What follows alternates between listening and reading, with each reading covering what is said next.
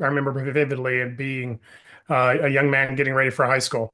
And, not to get too much detailed or too graphic, but I Yeah. remember being so gripped with insecurity, so gripped with fear or anxiety before even going to school Mm. that the shirt I wore or I got dressed in to go to school, I'd have to change because I sweated through it.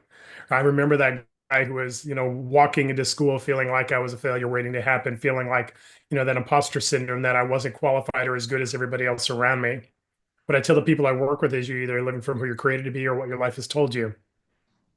Growing up, in a home where we moved to a bunch of different places, always kind of being an outsider and struggling a little bit academically. So growing up feeling that, the other students around me were smarter than I was led to this sense of, I'm not good enough, I'm not able to achieve the same things other people were. But the interesting thing, David, was there was this sense on the inside that there was more than that life. There was more than the things that I believe, the anxiety and worry and stress and imposter syndrome that I was dealing with. Mm. I just didn't know how to get to that place of, again, unlocking that hero and hiding. For me, the things I teach people came from my own journey and doing it. So I Mm. remember that high school guy with the panic and the worry and the stress that, Mm. when tests were happening or when I had to go to school and just the social interactions and the academic challenges and trying to figure it out and then walking into adulthood and trying to use entrepreneurship, creating business to try and prove I was somebody of value and worth. And academically, going and getting my university degree and athletically getting my black belt, all of these things were an outworking of me trying to show I was a person of value. You're either Really dealing with the convincing. fruit or the root. And what I mean is that same thing you're trying to do to silence, those thoughts in your head telling you you're going to fail, you're not good enough, or what have you. You can silence them for a period of time until the next stressful thing happens or the next challenge Mm. happens or the next big goal happens and then you have to fight them over and over again. What I found in my Yes. own life was I thought that when I was successful, right, when we had a business that actually was thriving and successful in our life, Mm. that fear of failure, imposter syndrome would go away. Mm. Come to find out they just come along for the ride and get more intense because when you're successful, there's much more to lose than when you were starting out. Yeah. And so for me, I thought success would overcome it, that achievement would overcome it, and it didn't. And I find that's common for many people. They feel like, once I have this level of income, title, business role, whatever it is, now all of a sudden I'm going to be a person of value of life. What And I so I find. believe everybody desires, and I certainly desire for myself, is to have the impact that I was created for. I tell the people I work with, there's an impact in the world that has your name on it. Mm. Sometimes we think like I'm just doing this job or just had this business or just a student or husband or wife or what have you. Yeah. But what I believe is that every person has been born with an impact. And so for me, what brings me purpose and value is to really live out that impact. So at the end of my days, when the last of my days are happening and I go to heaven, I'll know that I've done everything that I had the opportunity and the investment and the invitation to do in my life. Yeah. And many times that word success that you talked about, we use success in business, in life, in academics, in athletics to prove that we're that person. The problem is success to prove your identity just makes you have to do it over and over again. I call it the hamster wheel of success, where Mm.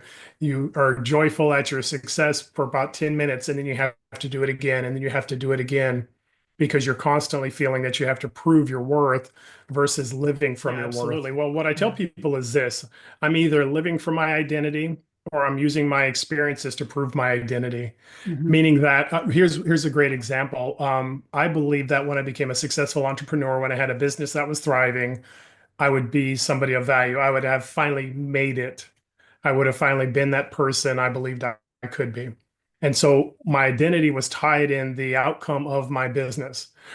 You can use the same thing with your title or your income or your position, right? As soon as I become the manager of my business, as soon as I become the CEO of the company, as soon as I make, whatever the dollar figure is you want to make, now I'm going to be that person of worth. Mm. And the challenge is my identity is tied to my outcomes.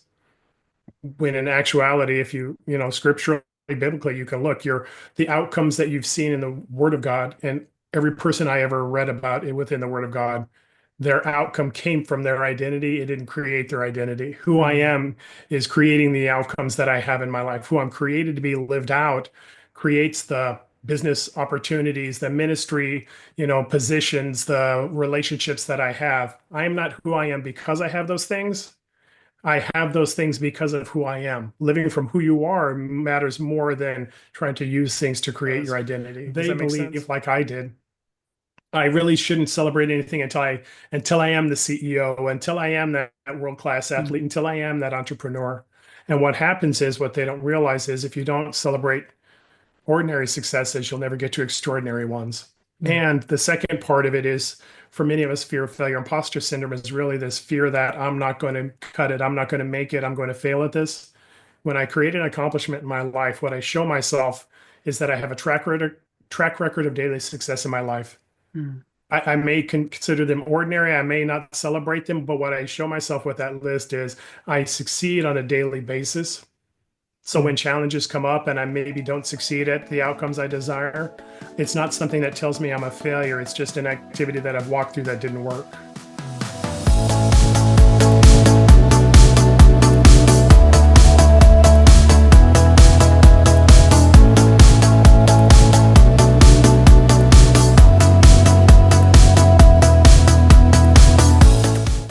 Hello and welcome to this episode of the Life and Leadership Connected podcast. I'm so excited that you are here. My name is David Dahlén de Cruz and I am your host. In this podcast we talk about life purpose, our why that gives us meaning and direction to what we do in life. We talk about life and leadership, what gives us life, how do we become and continue to be good leaders with great influence on other people, how do we combine life and leadership in a healthy and sustainable way. These are questions we will discuss in this podcast. If you want more information, go to lifeandleadershipconnected.com, lifeandleadershipconnected.com. I am your host and coach, David Dahlén de Cruz. Let's dive right into this episode.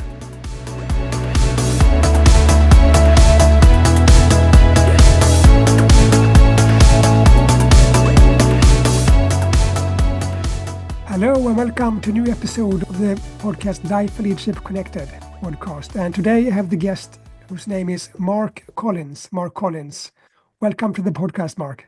Thanks, David. I'm excited to be here. And as usual do, I will give a short presentation of who Mark is. He's a business and life coach, pastor, husband, father, and with a passion for transformation. And he helps people overcome fear, imposter syndrome, stress, and, quote, unleash the hero inside of you, access unstoppable confidence, and finally overcome fear once and for all, end of quote. His passion and expertise are in guiding his students. Up to now, he has done that for several hundred students. It is in overcoming fear and uncertainty, and that is standing in their way of life that they are created for, as he says. And he has authored a book called Life Mastery. Life Mastery, Living Life by Design, Not by Default, a guide to engaging the frameworks for mastering your life. He has created several online tools, courses, that equip his students to accelerate the impact that they're meant to have. And he has over 15 years of expertise investing in the lives and the hero journeys, as he says, of Christian men and women. And he has mentored and coached over 500 motivated Christians. And he has created and launched a transformational program called Life Mastery to provide biblically based mastery practices to maximize the impact of Christians in every area of their life so that they can have the life they are created for and not just dream about it, as he says. And he has been invited to speak at marriage conferences, local and regional Christian conferences, and Sunday services. And he has been, and I think you still are that, a pastor, associate pastor at the Church Authentic Community Church since 2019. And he has been in ministry for over 20 years. And now he lives with his family in Lake Elsinore, California, in the United States of America. Is that correct information? It is, but we are actually currently living in Bellflower. But other than that, those are some of the things that I've accomplished for sure. Yeah, good. Bellflower, yes. What I usually do, Mark, is I let the guest first give a short presentation of themselves so the listeners can see who you are and so on. And so please give us a short story about what led you up to the point where you are today, Mark, so we can understand you a bit better. Yeah, I appreciate that. I think for me, the story I have is a story of transformation, really growing up with a father who was in the military in the United States. That meant that he we as a family traveled around quite a bit. So by the time I was in what would be for us the sixth grade, which means I was 12 years old, by the time I was 12 years old, we lived in 5 states and one foreign country, the foreign country being Germany. Mm. So, there was a lot of transition and kind of a nomadic existence of us moving to a bunch of different places. And finally, my father retired in a state called Utah in the United States. And from there, started to grow up. And for me, it was really this young man who, was growing up kind of a bit insecure, a bit introverted, really trying to measure up to what I thought I was supposed to be, as the example of my father showed me. And in Mm. that place, just feeling like I wasn't. And so growing up as a young person, young adult, you know, trying to make my way in the world, trying to be successful in business or academically or athletically, and in those places, find that imposter syndrome and fear of failure for me came along for the ride. And then here comes my relationship with God Mm. and meeting and marrying my wife and having 2 children that she had. I tell people I was able to marry into a family because my wife had 2 children that I raised with her. Um, my son was 9 years old. My daughter was 5 when I met my wife, and we got in a relationship, became married. And in that place, really tried to figure out, what does it look like to live out this life that I believe I could live, the person I Mm. believed I could be, that wasn't always showing up. It led through much personal development, programs, books, courses, people that brought change and, incremental growth, but not the transformation I was looking for. But then in my Christian faith in my late 20s, I'd been introduced as a child to Christianity through my parents going to church for a little bit, not something that was consistent or something that was a relationship I really valued, but really just a habit we had. But as an adult, I re-engaged with that and tried to figure out what does it look like to be a husband and father and raise my children in a way that brought, Mm. moral clarity and good values to them. And in that place, God just started to work in my life. And I started to you know, see that there was something in other folks who were walking with God that I didn't have, peace and joy and a lightness of heart that I didn't have in my own life. And so in my 27th year, when I was 27 years old, I walked down an aisle to receive an altar call, which means that they said, anybody who wants to accept Jesus, come forward. I came forward and started working on that portion of my life and trying to figure out what this relationship looks like and how, like I said in the intro, how to unlock and unleash the hero that I had in hiding, the person I believed I could be that wasn't showing up, which for me grew a passion. And that passion led to wanting, people to know who this God was that I had the experience of and relationship with. And that's where the pastoral track came in, and wanted to, do it as a vocation, do it as a way of consistently being able to show people who this God is and how he can change their life forever. And then in that journey as well, seeing the same things that I had, the imposter syndrome, the fear of failure, the insecurity that other people were walking with. So use my journey and my transformational journey with God as a blueprint to create a course, that course Life Mastery, and the book Life Mastery, Living Life by Design, and then started investing that in other people to try and help them in that journey for themselves as well. And been doing that ever since. Wow, wow. Interesting, interesting.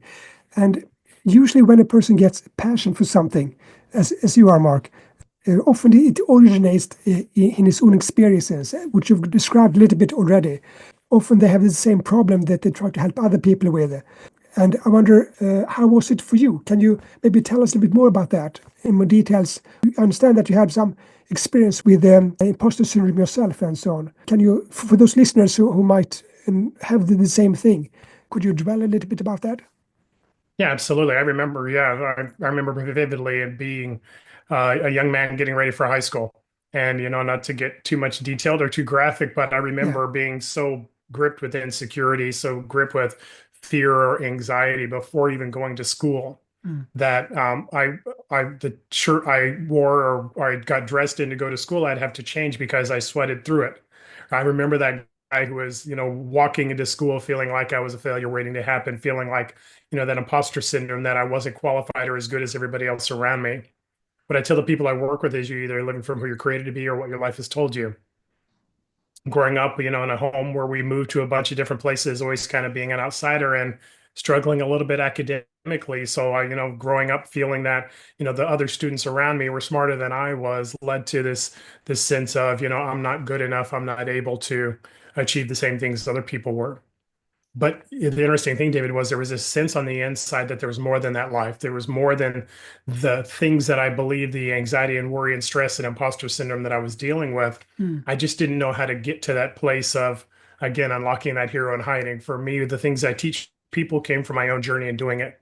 So I mm, remember that high school guy with the panic and the worry and the stress that, mm, when tests were happening or when I had to go to school and just the social interactions and the academic challenges and trying to figure it out, and then walking into adulthood and trying to use entrepreneurship, creating business to try and prove I was somebody of value and worth. And academically, going and getting my university degree and athletically getting my black belt, all of these things were an outworking of me trying to show I was a person of value. mm, Really convince myself, more than others that I was somebody that had value and worth in my life, that I was somebody that could achieve things, that I could become the mm, person I hoped I could be.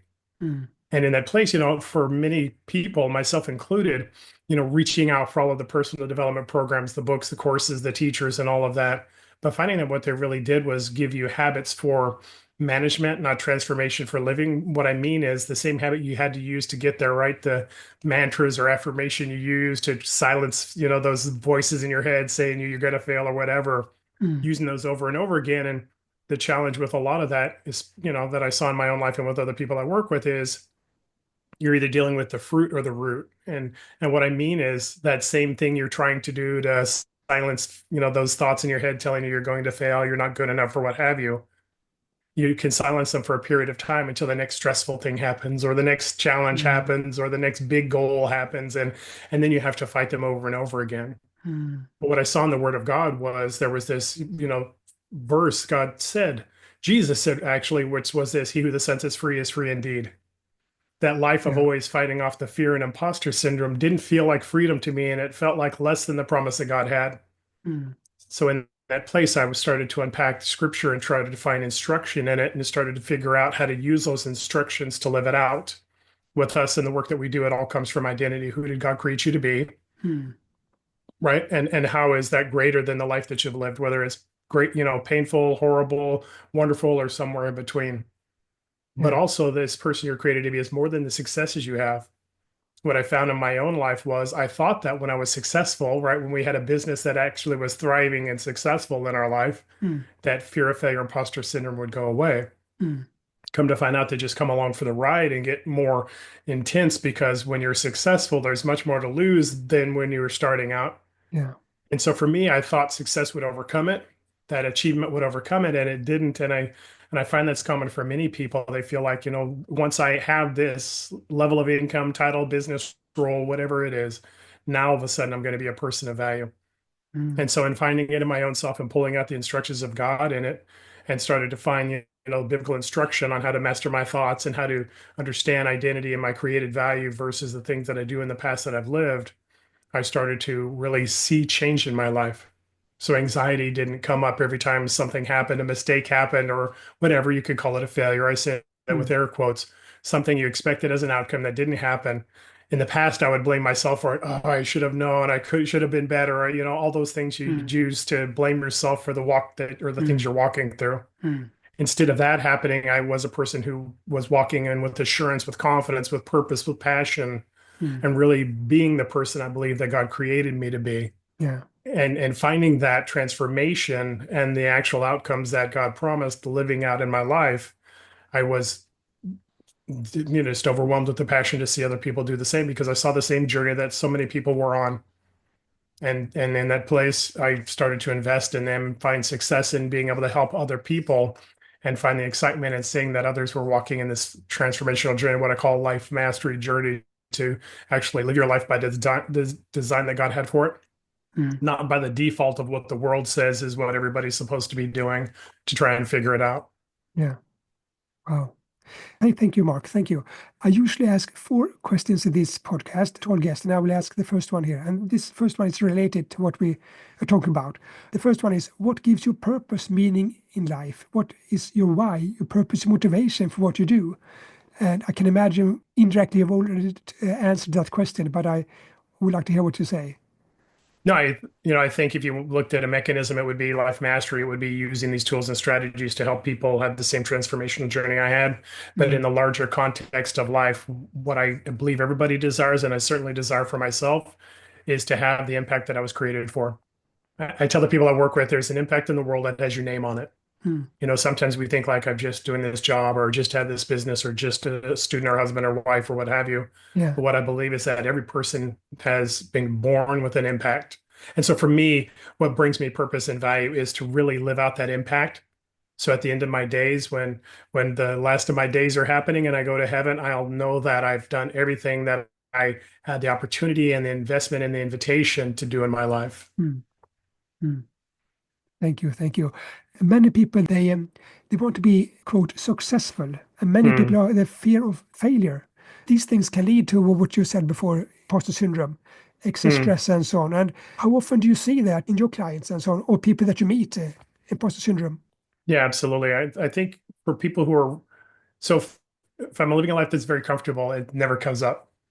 Everything's easy, everything I have answers for, right? You're living your day-to-day life. Yeah. But what I find is that when you're believing for more than where you're at, whether, again, whether it's academically or vocationally or in your health or your finances or what have you, whatever the area is, when you're believing that there's more than this, Mm, whatever your this is, then in striving to reach for it, many times people are dealing with imposter syndrome. If you want to talk about statistics, I read a statistic even this morning that said that 70% of entrepreneurs deal with imposter syndrome at some phase or stage of their entrepreneurial journey. mm, mm, So, and what that is imposter syndrome is really me believing that I'm not qualified for the thing that I'm striving for, or the conversation that I'm in, or the invitation that I've been given, right? You have the mm, opportunity to speak and you feel like, oh, somebody else should be doing this. This isn't me. mm, Or you're reaching out as an mm, entrepreneur, or you're trying to give a presentation at your job with mm, somebody that's in a higher level position than you are. mm, Really, mm, what I tell people is that it all comes down to not the symptom or the emotion or those issues. It is an identity statement that you've been given. By understanding that I'm not qualified for the thing I'm walking into, basically what I'm saying is I'm not good enough. This is for somebody else, but not me. mm, And many times people can be successful and I don't want to say overcome it, but deal with it. But the next time that they try and do something amazing, something big, a goal beyond what they can imagine, it comes mm. up again. So Yeah. really, imposter syndrome is an identity statement that says that I'm not as good as other folks and I'm not good enough. Yeah. And many times, the word success that you talked about, we use success in business, in life, in academics, and athletics to prove that we're that person. The problem is success to prove your identity just makes you have to do it over and over again. I call it the hamster wheel of success, where Mm, you are joyful at your success for about 10 minutes and then you have to do it again and then you have to do it again because you're constantly feeling that you have to prove your worth versus living from your worth. yeah. And how would you define the difference there? Living by your worth and improving your worth. Yeah, absolutely. Well, what I tell people is this: I'm either living for my identity or I'm using my experiences to prove my identity. Hmm. Meaning that here's a great example. I believe that when I became a successful entrepreneur, when I had a business that was thriving, I would be somebody of value. I would have finally made it. I would have finally been that person I believed I could be. And so my identity was tied in the outcome of my business. You can use the same thing with your title or your income or your position, right? As soon Mm, as I become the manager of my business, as soon as I become the CEO of the company, as soon as I make, whatever the dollar figure is you want to make, now I'm going to be that person of worth. mm, And the challenge is my identity is tied to my outcomes. When in actuality, if scripturally, biblically, you can look, the outcomes that you've seen in the Word of God, and every person I ever read about it within the Word of God, their outcome came from their identity. It didn't create their identity. Who I mm, am is creating the outcomes that I have in my life. Who I'm created to be lived out creates the business opportunities, the ministry, positions, the relationships that I have. I am not who I am because I have those things. I have those things because of who I am. Living from who you are matters more than trying to use things to create your identity. Does that make sense? yeah, yeah, absolutely, absolutely. I will talk a bit about this book that you've written, Life Mastery, Living by Design. And I, in fact, I read it now. So I wanted to read it to really see who you are and so on. And could you develop this talk about transformation? And if you compare that with success, what difference do you see there? Yeah. And so for us, we make a differentiation between success and fulfillment. Yeah. Success is simply me doing something long enough, well enough, outlasting other people around me, so I, have the accomplishment that maybe other people don't have. It really is just achieving a task, and it doesn't mean there's not hard work and many things to overcome. There certainly is with anything that's of value. Is much hard work and many challenges that you have to overcome to get there. But there's a difference between that versus fulfillment. Fulfillment is me living from who I'm created to be. It's knowing that this thing that I'm doing, right? Like with you potentially with your podcast or the Yeah. business or the things that you're doing, it's Yeah. it's a thing you do that is, I'll call it effortless excellence. It doesn't mean there's not work that's involved. It means that you don't have to motivate yourself to get up to do it. In fact, you have to find time to do other things because you're so focused on this thing. Mm. When you've accomplished something or when you've created it or when you've had an impact in somebody's Mm. life, you're like, Mm. man, this is exactly who Mm. I'm created to be. Mm. Fulfillment is living that life. And the byproduct of that life is you become the CEO or you have the successful business or Mm. you Mm. have the opportunity to invest in the lives of hundreds or thousands or tens Mm. of thousands, right? The outcome is those things because of the fulfillment, the belief, and the passion you have for the thing that you're doing. Mm. So that's that part of it. But transformation really for me is there's two differences people have in their life. It's those who use habits to try and maintain their life and people who walk in transformation to become who they're created to be. What I mean is we talked about the fear and anxiety and worry, right? In the personal development, what I was taught was create a mantra, an affirmation, right? This ideal person that you believe you want to be. Not that you can be, but you see that somebody else is this person, right? This amazing, perfect individual, right? And you use these mantras or affirmations, right? Mm. I am a millionaire. I am a man. I'm a person of strength. I'm a person of strength. I have great wisdom. I have great intelligence, or whatever the thing is you're using, right? Yeah. You're using phrases for things that you actually don't believe you are. And in that place, you have to continue to use those habits to maintain that level of belief for yourself. Again, it's Mm. fruit versus root. Yeah. You can't kill a tree by taking the fruit off of it. You have to destroy the root. The Mm. fruit is this belief system you have that you're not good enough. The root is an identity statement that your past and your experiences have told you Mm. that tell you that you remember you weren't good in school, you're not as smart as those other people, or you remember your relationships, your last relationship didn't work out. You've never found somebody who really loved you for who you are. I guess love's not meant for you. Or Mm. remember that last business failed. We talked about the successful business my wife and I had. Mm. We sold it for a quality profit, but that was the fifth one. Mm. The first four were learning experiences. The fifth one Yeah. was a success. Well, those are, again, you're living from who you're created to be or what your life has told you. Many times our life is reminding us of those past failures, again, in quotes, because a failure isn't an identity statement. It's only a report card of something you need to learn. But in that place, you can be reminded of what you didn't do in the past or how it didn't work out in the past. And that means you won't be able to do it here. See, that's habit management. And how do I overcome Mm. that? By telling myself that that's not true. Many times we already know that it's true, so we can't really walk in that. Transformation is not adding habits to my life. That actually sounds like exhaustion. Transformation is through unpacking identity and understanding of creation, my created value. I start to be transformed into the person I was created to be. Mm. God doesn't ever ask us to be transformed into somebody different. He asks us to be transformed so that we can finally become the person he created us to be. Yeah. And in that place, in that transformation, you're living from who you are and the outcomes in every area of your life, your vocation, your spiritual life, your financial life, your relational life are vastly better because now all of a sudden that fulfillment, that life that you're created for, you live out. Mm. Wow, interesting. And another concept that related to this is change. Often you hear that we live in a world that's in constant change, and when you need to be can adjust and change, so and so on. Can you relate that to this discussion? How do you associate to that with change in this context? Yeah, it depends on what sort of change. So, am I changing me or am I changing those things that I'm doing, right? So, in order to have a transformation journey, I definitely need Mm. to change mindsets. I need to change my thought processes, right? It's the life by default or by design. Mm. Any person I know, every person I know, apart from a transformational journey, is living by default, Mm. which means just like myself, I was using their their vision, their direction for success and for, overcoming negativity or overcoming imposter syndrome. I was using what the world said would bring the change there, the desired outcome that I want. The Mm, problem is it doesn't work. The only people who believe it works are the ones who don't try it. The mm, people who are in that place of trying to succeed away fear of failure and imposter syndrome.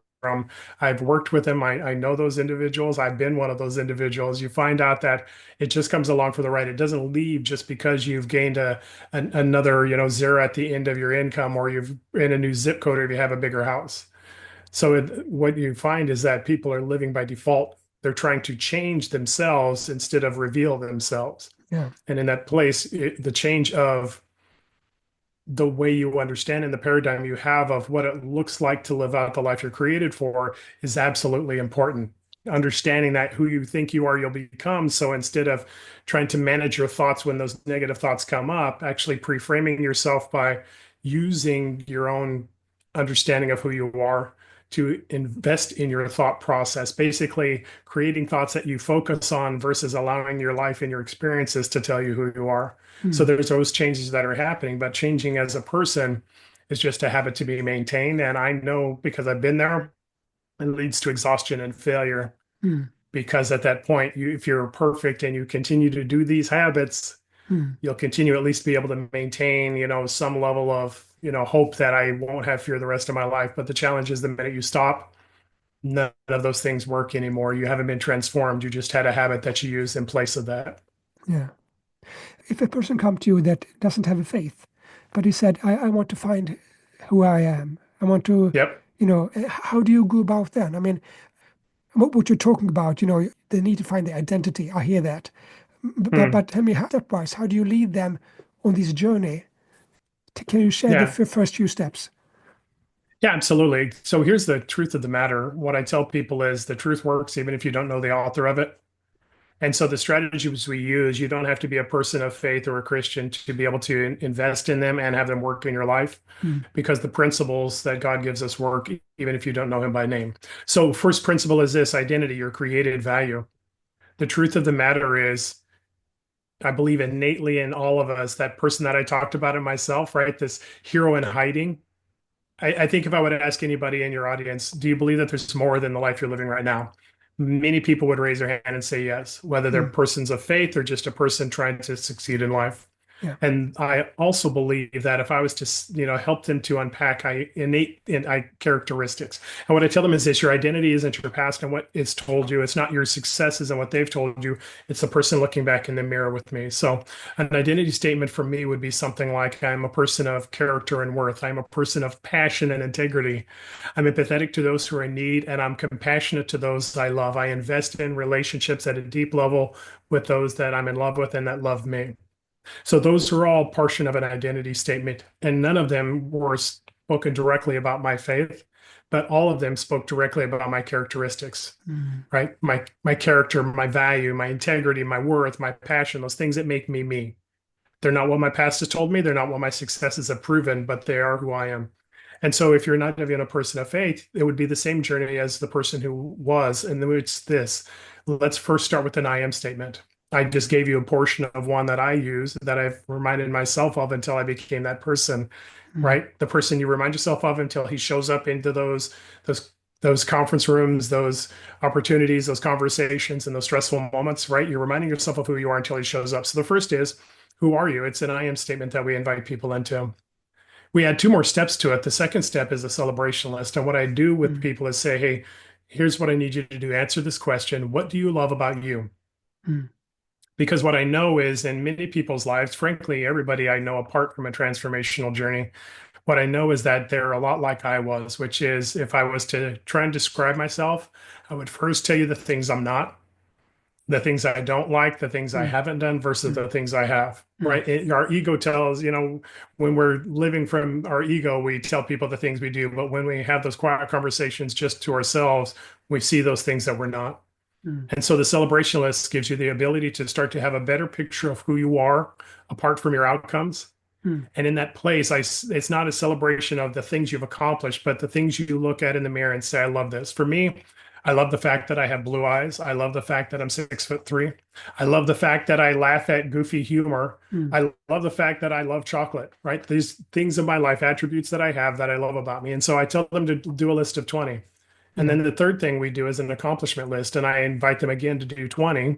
Mm. And this is the accomplishments of your life. I've done 100, over 130 at this point. Yeah. And Wow. you know, David, that when you get past 10 or 15 or 20, really Yeah. honestly, when you get past 10 or 15, all the big marquee items are off the table, right? All the big things you've done are off the list. When you Yeah. get to 70 or 90 or 100, Mm. I write things down like, my wife and I have owned 5 dogs. We've owned 3 homes. I graduated from, in the United States, they call it junior high school or middle school. I Yeah. graduated not just from college, not just from high school, but from middle school or junior high school, right? It's these minor accomplishments in your life. And what I invest in that with people for is because they believe, like I did, I really shouldn't celebrate anything until I am the CEO, until I am that world-class Mm. athlete, until I am that entrepreneur. And what happens is what they don't realize is if you don't celebrate ordinary successes, you'll never get to extraordinary ones. Yeah. And the second part of it is for many of us, fear of failure. Imposter syndrome is really this fear that I'm not going to cut it, I'm not going to make it, I'm going to fail at this. When I create an accomplishment in my life, what I show myself is that I have a track record of daily success in my life. Mm. I may consider them ordinary. I may not celebrate them, but what I show myself with that list is I succeed on a daily basis. So Yeah. when challenges come up and I maybe don't succeed at the outcomes I desire, it's not something that tells me I'm a failure. It's just an activity that I've walked through that didn't work. Yeah. So those three things, an I am statement, a celebration list, and accomplishment list, whether you're a person of faith or not, you can use those things to start to create a better version and vision of who you're actually created to be. So it's not, again, your past telling you who you are or your success is trying to prove it, but Yeah. it's me showing up as that person in that place. There's confidence, there's assurance, there's this understanding that I have value and worth, and I'm simply here investing it in the things that I'm doing in my business and my relationships and my life. Yeah. I'm thinking something that everybody can do, and that I do myself, is thinking of what am I thankful for, and I think it's the same Yeah. thing, because everybody. I mean, if you really think, there's always something you can be thankful for. Thank you for the air I can breathe, for my health, Yeah. and so on. So for the listeners, what can you be thankful for every day? I think that's yeah, it's almost the Yeah. same thing. Yeah. Yeah. Absolutely. Mm. When I read your book, I don't know if I am allowed to share this, but I do that because I think it's Go really ahead. good. You share a formula that I really like, and it's like this formula for transformation. And I would ask you to maybe to unpack that a little bit because I think that summarizes a bit, what you stand for. The formula is like this: what you think, you will say; what you say, you will do; what you do, you will become. And that is the formula for transformation because if you want to become successful in a worldly sense, you want to become somebody, but you encourage them to transform, which is even better. So, what does this formula mean for a person, so to Yeah. speak? Absolutely. No, I appreciate that. And thanks for quoting it. I'm so glad that you read it. So all transformation happens in your thoughts, words, and actions. And so if you're not happy with the life you're in, the things that you're doing, the life that you're living, you need to examine, again, life by design, not by default. Life by default is thoughts just come up and I try and manage them when they happen. Words come out of my mouth. I don't recognize that they're disempowering or empowering, but I just say them. And actions, I can take them or not take them. What most people don't realize is non-action, not taking action is an action. It's a choice to not move forward in the things that you desire. Hmm. So the transformational strategy we have is mastering your thoughts, words, and actions. Because there's no word that you say that wasn't first a thought in your head. There's no action you take that wasn't first a belief in your thought that you express through thoughts and you say through words. We could go through the big biblical, the scriptures that Mm. align with that, the identity statements that allow that, right? In Proverbs 23:7, it talks about as a man thinks in his heart, so is he, right? There's a scripture that also says, let the words of my mouth, the things you say, and the Yeah. meditations of my heart, which is the thoughts you think, let the words of my mouth and meditations of my heart be pleasing in your sight, O Lord my God. So there's a lot of intent in there, right? It talks about the life and death are in the power of the tongue. The things you say create life or create death, not just for the world around you, but for yourself as well. Yeah. And so we have a transformational strategy, mastering your thoughts, words, and actions. Well, if I'm not supposed to live by default, which means my thoughts come up and I try and bludgeon them with some sort of generic affirmation, so they're quiet, or I stop having fear, I stop having anxiety, I stop having worry. You'll continue to do that. It's habit versus transformation. Transformation is understanding two things. The first is you cannot entertain two thoughts in your head at once. So you can either wait till a negative one comes up and try and replace it, mm, which is dealing with the fruit, or you can give yourself the thoughts to think ahead of time, which is transformation. And mm, what I mean is, so that word affirmation that we talked about before, right? Those things that you do. So for us, affirmations are part of the thought process. And what we mm, do is say, don't use an affirmation of some generic person you're trying to measure up to, some ideal person that you'd want to become, but you can't. I've tried that. It hasn't worked. Many people I know have tried it because at the end of the day, I know I'm not them. I'm not name the person, great athlete, great academic, great entertainer, great mm, entrepreneur, right? Whoever they are, I'm not Bill Gates, I'm not Elon Musk, I'm not any of those individuals. So saying that I am or using their attributes to try and convince myself that I have them mm, never works because in the inside, you're not them. So what are mm, affirmations that work? Well, we've actually outlined them already. The I am statement, celebration list, and accomplishment list. mm, By creating these, you can create this statement, an I am statement, we call it, which is basically a statement of who you are, your value, your worth, all the things that make you you. Well, when you give yourself the ability to use those affirmations, not when a negative thought comes up, but I invite people to actually start your day with them. Remind yourself of who you are, and you'll see that man or woman start to show up in your day. mm, When times are stressful, when decisions have to be made, when leadership is needed, right? When an answer is something that needs to happen in a circumstance. When you remind yourself ahead of time of who you are, lo and behold, your thoughts will align with that and you'll start to show up as that person. Your words, what I tell people is if I talk with you long enough, I'll know what you think about you mm, because it'll come out of your mouth. mm, What we don't realize about our words is that they do two things. They're a proclamation of who we are, right? Which means it's my thoughts being vocalized so that not only do I think them, but everybody else hears them. But here's the interesting thing we don't know is that we are created in such a way that the words that I speak out give what I call marching orders to our brain and our subconsciousness to live them out. So mm, when I continuously tell myself I'm a person, I'm not as smart as everybody else, right? I'm not meant for success. I'm not going to have relationships. I'm never going to find love.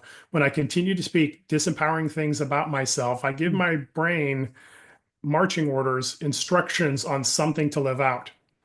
And so it's not just the activities that I do from that, right? I mess up a relationship by saying a horrible thing, or I make a mistake in business that causes some financial negative outcome, right? It's not just the things that you do, it's the things you don't do. When I tell myself I'm not meant for love, I'm not going into relationships. I'm not inviting myself into social conversations to be able to do that. When I tell myself that I'm a person who's not as smart as everybody else, those big goals, those big dreams that I could have gone for, I convince myself out of. I talk mm, myself out of doing things, of stretching farther, of reaching higher, of dreaming bigger. It's not just doing things that sabotage you, it's controlling your life by not doing them so you don't even try to begin with. mm, And then the action part is what I tell people my role and goal in your life is to unlock and unleash your hero in hiding. And so in that, what is action, right? Mastering your thoughts, words, and actions. What I tell them is this: it's having a vision and an understanding of this. The hero you, what does that person look like lived out? So going into a stressful situation or a leadership role that's needed in your job or your business or a hard conversation you need to have in your relationship. Walking into those challenging situations, answer the question, what does the hero you look like lived out in this situation? What wisdom are you bringing? What understanding are you having? What answers are you providing? What, connectedness and vulnerability and authenticity are you walking into it with? If that's what the hero you looks like, then be that person. Live it out. mm, And in that place, you walk in understanding that you're the answer to the room you're walking into. You're not the question to be figured out. mm, And lo and behold, you'll have the outcomes that you're meant to have from who you're created to be, not what your life has told you. So you'll have success, you'll find answers, you'll have solutions that come in, you'll have reconciliation of relationship, you'll have an investment of something that takes your business, your life, your relationships higher. So mastering your thoughts, words, and actions, all transformation happens there. And I'm sure what people are saying, David, is, well, that sounds like a lot of work. And what I would tell the people is this. Here's the interesting thing. The book, Life Mastery, Living Life by Design, Not by Default. What we don't realize is we're already using our thoughts, our words, and our actions to create our life. I've talked about some scenarios that I've had in my own life, and I'm sure other people have had as well. Yeah. But here's the truth of the matter: it's not using transformational strategies that are completely different and you need to add to your life. It's realizing the things that you're already doing. I'm already creating thoughts. Are they empowering or disempowering? I'm already using words. Are they elevating me towards the life I'm created for or holding me back from it? I'm already taking actions. Again, inaction is an action. The things I don't start because I'm afraid I might fail, that's an action that says that I'm not going to be good enough, so I'm not even going to try. We're already using those strategies. We're just living by default, not realizing it's something that we just try and manage versus something we can master. Yeah. Wow. Interesting. Thank you. Thank you. We're going to take a short break here, maybe 30 seconds for some information, and then we'll come back very soon. Dear viewers and listeners, I hope you like this podcast. Do you feel stuck in ways you don't like? Do you want to change but don't know how? Coaching can change all that. It can be a start on a journey where you grow and develop beyond what you thought was possible for you. If you want this change, go to lifeleadershipconnected.com, lifeleadershipconnected.com, and sign up for a free consultation call. Or grab my free guide, Unlock the Overlooked Path to Fulfillment, the one thing blocking your purpose and how to remove it. You find it in my LinkedIn page, David Daliendo Cruz. Start your journey of transformation today. I am your life and leadership coach, David Daliendo Cruz. Welcome back to this podcast, Life Leadership Connected podcast. Today I interview Mark Collins. And Mark, I have a few more questions here. And it is number 2 of the questions I usually ask everyone in the podcast. You mentioned a little bit about leadership before. Tell me about your leadership of yourself and others, and about some challenges and milestones that have shaped you to the person you are today, and the most important lesson you've learned as a leader. You've touched a bit about this earlier, but maybe if I tweak the question, what is the most important lesson that you learned as a leader? Yeah, that's a great question. So I think there's 2 types of leadership. I think there's task leadership and people leadership. And the challenge is this, that many times our leadership, we believe, is to complete a task. So I have a team that works for me and we're going towards a common goal and we need to get this goal done because it's a business, outcome that needs to happen, or it's a vision I have for something that I'm trying to do. And certainly those things need to happen. But here's the thing I learned in leadership is that I get the best out of people if I use what I'm doing in my own life in their lives as well. So this life mastery journey we're talking about, what I find is the best that I get from people is where I invest in them to see them unlocked and unleashed and the hero that they're created to be. Instead of just pointing towards a task, my greatest goal as a leader is to develop the people that I'm leading so that not that I get the best tasks from them, but that I get the best them that's involved in this. And so it's really seeing giftings, talents, and ability. That's really investing in ways and understanding, the uniqueness of who these individuals are and setting them up in the roles and the tasks that they have so that part of them gets lived out. And the interesting thing is your business goals or, relational goals or whatever the team is that you're leading, those get accomplished. But the thing that's a much better benefit is you have better people with you, not because I've made them better, but they've seen better in themselves. Somebody fully lived from who they are, right? Success versus fulfillment. You get the best energy, you get the best outcomes, you get the best relationships, you get the best person when you invest in them for their sake and help them to start to see more of who they're created to be. It's actually a lot like parenting, David. Yeah. Right. Yeah. I can tell my children and the tasks that they need to do and be a taskmaster, disciplinarian, or what have you. But as a father, the best thing I can do for my children is to see who they're created to be and speak it into them until they start to see it for themselves. It's the same in leadership with teams. When I can speak what I see in you and the things that I can see you becoming, you start to believe it and you start to see it lived out. And the whole organization, whether it's a church or it's a community group or it's, a social group or it's a workplace or it's a business, in each of those areas, teams are better because those people are invested in that way. Yeah. I think there's developed a framework for that kind of thinking, a service first framework. Like Yeah. you do something, you want to offer some service and offer some value, or you want to acquire something from the person. So that's really interesting. Mm. Yeah. Mm. Okay, thank you, Mark. Another question here. Tell me about what gives your life within the area of focus that you have chosen to spend most of your time in your life, and how you keep your energy at high level day by day. That's a great question. I think there's a couple of things. The first thing is the thing that we talked about earlier in the conversation, success versus fulfillment. Yeah. My wife she has to be my timekeeper in many things that we do because I'm invested in what I'm doing, not because I need to get a task done and I need to get something off my checklist, but because this is what I'm passionate about. Mm. Right?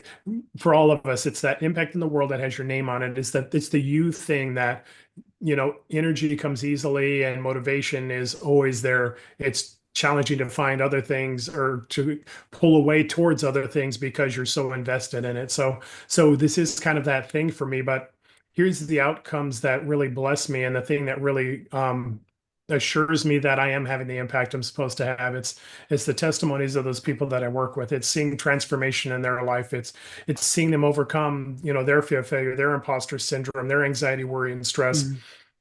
It's seeing their lives better. One of my clients, Vance, it was, we worked through the Life Mastery strategies and program, and it wasn't for him about business as much as it was about relationship at home.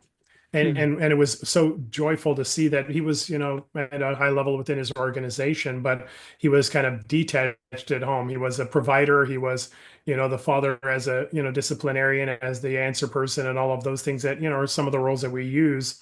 Mm. But he was never there as a person who was vulnerable and authentic and honest. He never was allowing his family in Mm. to see the more soft side of who he was, to be able to relationally relevant and be able to be there for them. But what I loved in seeing in him wasn't just a transformation in business, so he was a better leader there and more confident in who he was. But what was really joyful was seeing a transformation in his marriage and a transformation in his household as he showed up not just as the person who gave rules and regulations and things to do for his children, Mm. but they found a father that they could trust, that they could be honest with, that they could be open with, and that was open with them. And a Mm. wife who finally was able to have a conversation about not just what needs to be done, but hey, Mm. how are you and where are you right now? What's Mm. going on the inside?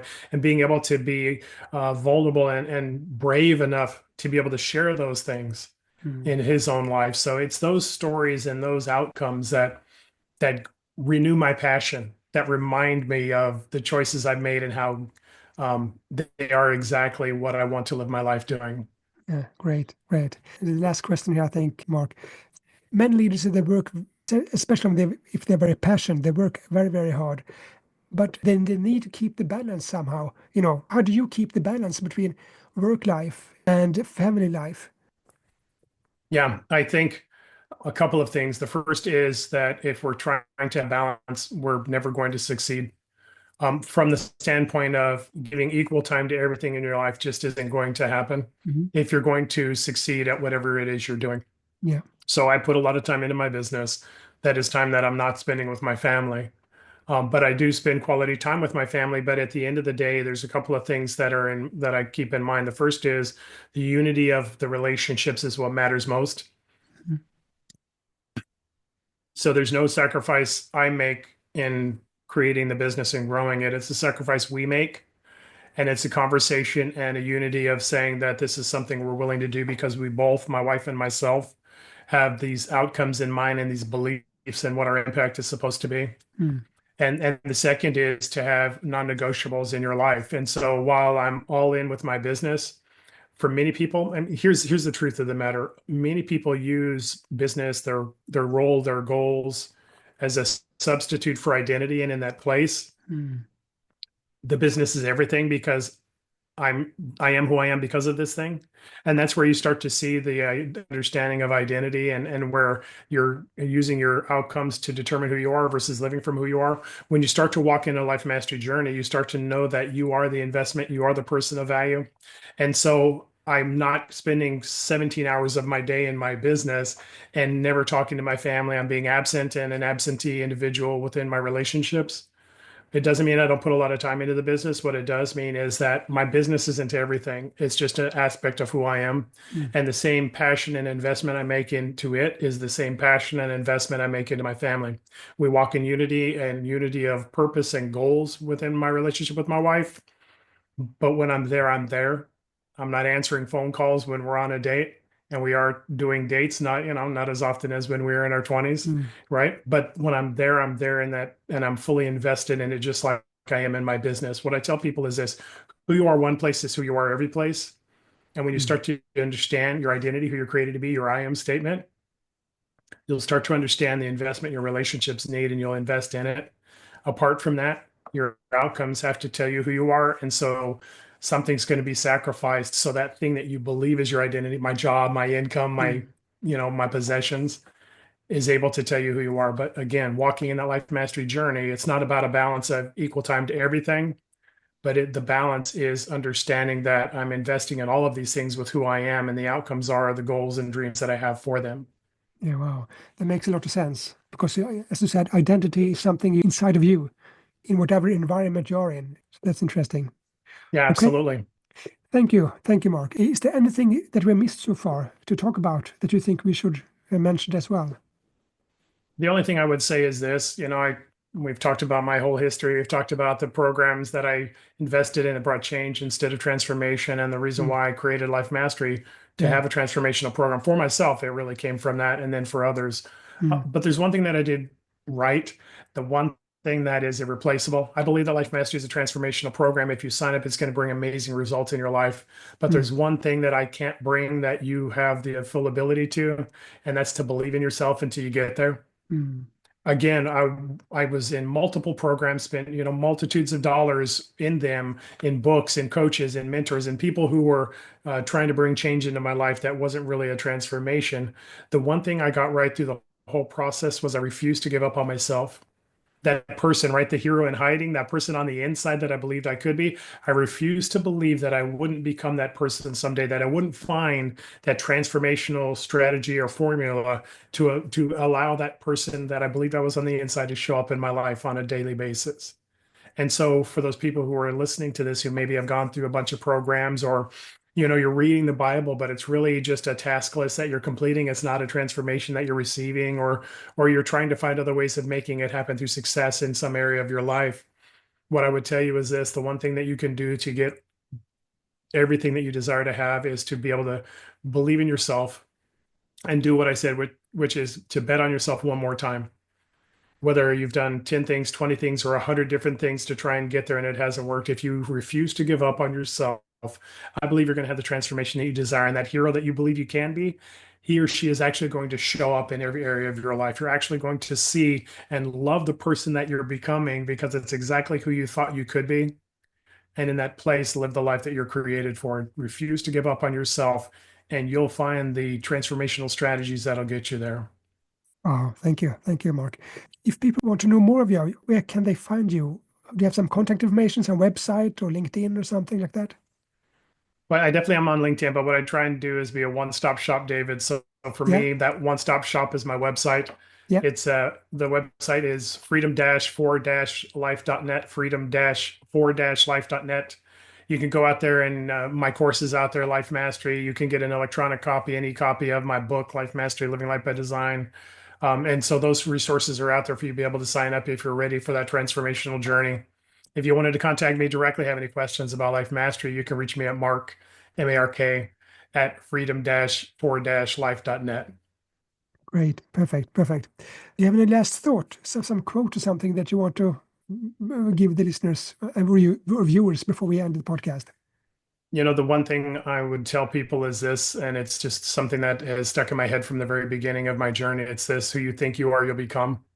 Mm. Who you think you are, you'll become. And when you align your thoughts with who you're created to be and not what your life has told you, you'll become the person that you were created to be, the person you'll delight in, and the person that you brings you joy because you know who you are is exactly who you're created to be on a daily basis.